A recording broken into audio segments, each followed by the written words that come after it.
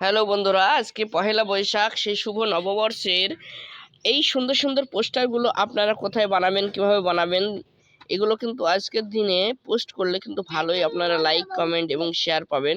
খুবই সুন্দর সুন্দর বিষয়।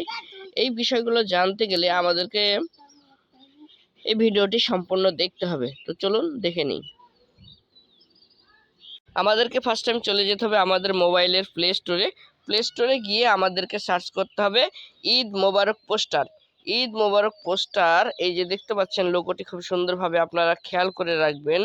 এই লোগোটি কিন্তু আপনাদেরকে ইনস্টল করা আছে, আমরা ওপেন করে নিলাম।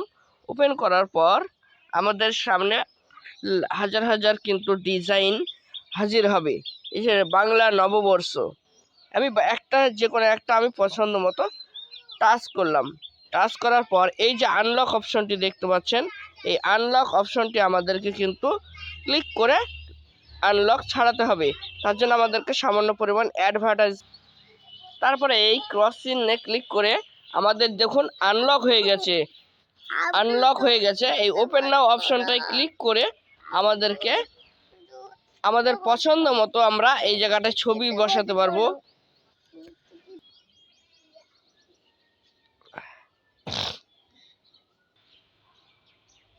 সুন্দর করে ছবিটা কিন্তু আমরা বসিয়ে নিতে পারবো এইভাবে, শুভ নববর্ষ।